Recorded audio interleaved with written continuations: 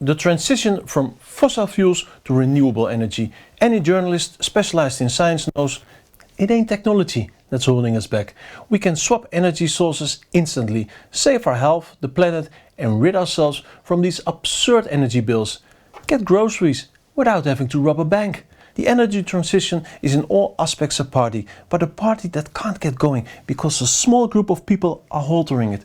You know, being a pain in the ass.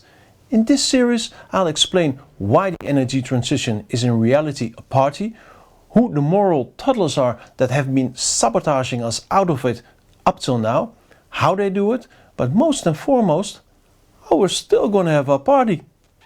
Energy transitions are something of all times in human history. Before the Industrial Revolution, everything revolved around wood. Houses, carriages, boats, and of course as an energy source for cooking, forging iron, heating houses. Wood, wood, wood, wood. Yes, even the dentures. Why did the denture hate spicy food? It didn't want to get burned.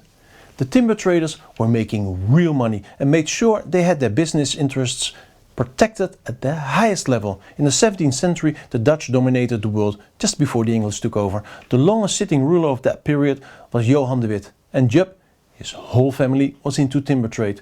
So far, so obvious. Controlling the most important commodity equals having the biggest say in governments to maximize profits. Less obvious was the way that Johan de Witt came to his end. They ate his liver. Big chance he was hung from the wood he himself imported. But the importance of wood back then is the same as the importance of coal, gas and oil right now. Everything runs or is heated on fossil fuels, and there is oil in all plastics. What the timber traders did back then in their area, the fossil fuel traders are doing right now, controlling governments to maximize profits. Did the timber traders try to screw up the energy transition from wood to fossils? Absolutely. But that screw up didn't last because they were simply out of it. Wretched, inappropriate and unnecessary, but they were really out of it. Wood. This is Europe 1000 before Christ. Without man, Europe would have been one big forest. A squirrel could walk through the treetops from Moscow to the Dutch beaches. Alright, I know I'm not a wildlife specialist, but thank you.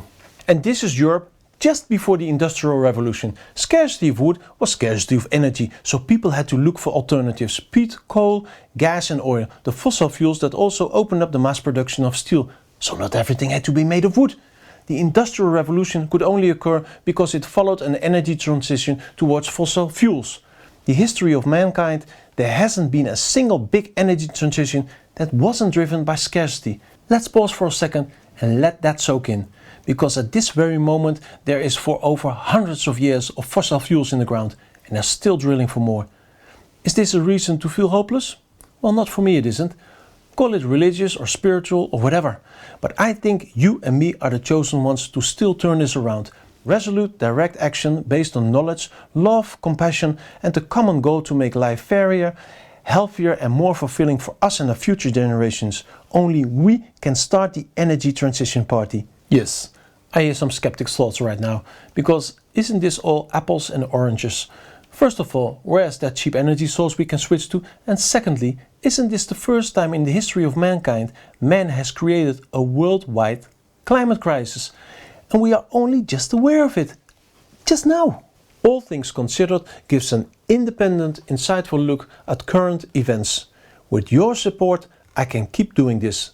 Please go to allthingsconsidered.eu to find out if you can help. And of course, hit that like and subscribe button. Yes, I hear some skeptic thoughts, but isn't this all apples and oranges? First of all, where is that cheap energy source we can switch to? And secondly, isn't this the first time in the history of mankind that man has created a worldwide climate crisis? And we are only just aware of it. Just now. Het is 1988. Dr. James Hansen van het onafhankelijke Amerikaanse agentschap NASA waarschuwt de wereld. The global warming is now large enough that we can ascribe with a high degree of confidence a cause and effect relationship to the greenhouse effect. And in the long run, it could mean devastating changes to all life on Earth. It's largely a problem of our own making. We're running out of time to find a solution. Hele lande vil forsvinde fra verdenskortet, fordi vi ikke kan standse drivhuseffekten. Sorry, I'm being childish. But the 80s, when this was still a popular game.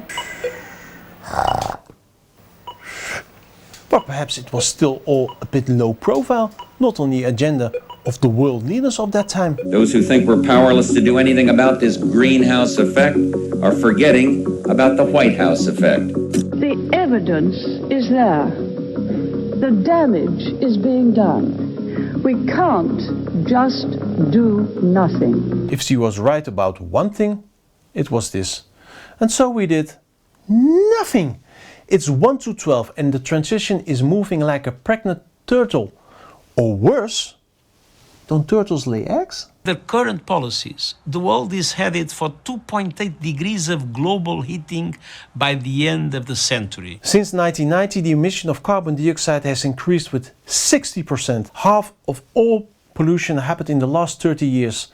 Bottom line, despite the climate crisis, the world is apparently still set up in such a way that the fossil fuel industry can maximize their profits. In 2022, these 5 multinationals together made $200 billion. $200 billion for an industry that jeopardizes our health and the future of our planet with outdated, expensive technology, driving the cost of living for us all to extreme heights.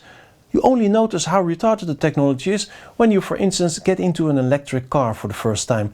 Like most of you, I don't have the money to buy one, but when a friend of mine bought one and he put his foot to the pedal, like you're a racing car amongst steam trains. Regular cars are not just slower, the energy efficiency is also way less than an electric car. After a short ride you can bake an egg on a fossil fuel engine. All that energy just to create warmth.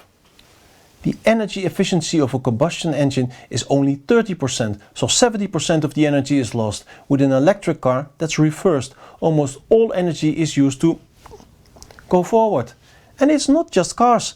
Compared to burning fossil dreads, all processes are way more efficient when electrolyzed. Can everything be done on electricity?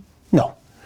In some industries, you would have to replace retarded fossil fuel technology with hydrogen, but also hydrogen can be made from electricity. Now here comes the way to a healthy future for us and our children and an end to our high energy bills and inflation. Because subscribe, like and hit that tiny bell so you won't miss next episode.